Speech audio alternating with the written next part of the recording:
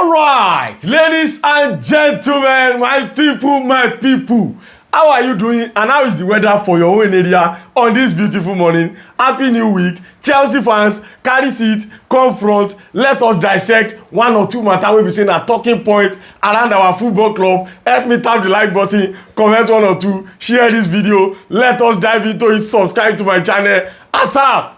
You be like say I dey rap this morning. Anyway, ladies and gentlemen, this is the first time that I'm going to be coming outside to talk about Chelsea since the last time we drew that game between Brentford and Chelsea. There's a lot of talking points, but, I just wanted to take a rest. Yesterday, I was still, basking about that comeback that those people and, all of the banter that I received. But God made our day yesterday. Manchester City defeated Manchester United to give us a good laugh. But anyway, ladies and gentlemen, let us talk about one or two talking points. Reports is now coming outside that Chelsea might be considering going for Mark Gale by January. Absolutely perfect. I'm still coming there. In fact, this is the peak of everything. Chelsea, Liverpool have already clarified that by January they are not going to be going for Mark Gale simply because they want to take him on a free transfer by the end of the season. Chelsea, January is the perfect time to go for Mark Gale. Please and please, we are still coming into all of this thing in total. But did you know that game that ended 2-2 between Chelsea and Brentford, Chelsea got robbed on that very day? Chelsea literally got robbed that day, and nobody is saying anything about it. Or Webb has not come outside. If you watch my match preview, you will remember that I made this statement that VAR will now be afraid, they will now be scared of taking a decision that will go in favor of Chelsea. Now question has not been raised, nothing has been said about it. I'm going to keep a close watch on the Premier League live match that they are always doing every Monday today to hear what Howard Webb will have to say about that situation, because there was a clear offside. Fine, it was a throw-in and the throw-in was coming in. The guy that now the picture you see for screen, so a guy put his head to tap it and you can literally see the leg of that guy. And the thing went to VAR and it did not even took up to 5 seconds. VAR decided that it was a goal. I was reading through Kieran Gill page on X about some few minutes ago. I was reading the conversation between the referee and the VAR never considered that as an offside. Bro, when it is Chelsea turn now, the media kept quiet, everybody kept quiet, but assuming say that goal was given, that was a goal that was given to Chelsea. Now you start seeing everybody coming outside. The referees association would have released press statements. They would have started coming outside. They would have suspended the VAR.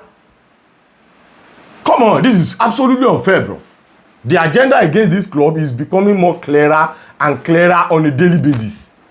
I said this thing for my match preview. Now wait till they pay me part with that. And they did not show all of these angles. They did not show all of this angle for us when they were checking all of the reviews. They are not show them. Simply because they know that we'll come outside and scream. Take a look at this angle. Anyway, no wahala. Let us put that one for one side. No be their fault. Honestly speaking, no be their fault. Anyway, let us leave VAR and Chelsea fans. Let us expect more of this season. But let us move on to the next one now. And it is all about Enzo Maresca, because since that day after that game, Enzo Maresca has been receiving a lot of backlash left, right, and center. And trust me, I'm going to be an absolute hypocrite if I say that Enzo Maresca did not have a fault in that our draw that very day. I'm going to be an absolute hypocrite. Now, only hypocrite go fit come outside to come tell us say Maresca did not do anything wrong. Baba, he did something wrong. I'm not blaming him about the rotation. Me myself, I predicted it in my match preview. I predicted heavy rotation. Look at my own match preview. This was my rotation when I was doing the match preview. I started Jorel Ato, even though Enzo Maresca still started the same Jorel Ato. But playing Wesley Fofana at that position, where Wesley Fofana that is supposed to be a full back, that is just coming back from a long-term injury, playing him at the right back where he's going to be inverting is completely wrong, sir. Absolutely wrong. We have Josh Achiempong on bench, bro. That boy is on bench. The last time you played Achiempong as full back, we saw what that guy did. There's no time that guy will play for Chelsea that will not put up incredible performance. So why putting him on bench again? And you never brought him on. Fine, we know that at halftime he took off Fofana and bring in Reece James. But Fofana that is coming back from injury, we are supposed to be starting this guy against a game against Lincoln City. That is my own part of blame that I blame Enzo Maresca. That is number one. Number two now is that Alejandro Garnacho. I said this thing in my match review. Alejandro Garnacho should have started that game ahead of Jimmy Gittins. See, Jimmy Gittins is a good player. A lot of people have been calling this guy name. That guy is a very, very good player. But see, the guy is still adapting to the style of Premier League. Look at Jimmy Gittins. In the first 5-10 minutes, he's always on board. But in the next 10-15 minutes, look at the guy. He will start breathing like somebody that is gas. Mind you, there is a Garnacho that has played over 100 games. Give that guy an opportunity, bro. Give him an opportunity. That is where I blame Enzo Maresca. Now, let us move on to where I'm not going to blame Enzo Maresca. Chelsea will be playing, in the next 21 days, Chelsea will be playing 7 hot games. 7 hot games, sir. Let me read them to you so that you can know that even if you are the coach, you will be confused too.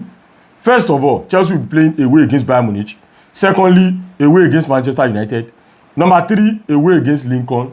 Number 4, at home against Brentford. We've not called an easy team out of all of this team. Even that Lincoln, it's not going to be an easy game. Number 5 now, home against Benfica. Benfica are not going to be, they won't take that game with levity. They are coming for vengeance after what we've done to them at the FIFA Club World Cup. Next, we are playing against Liverpool at home. Look at all of these fixtures. Tell me which one of them is going to be easy. So if you are the coach too, you'll be confused too.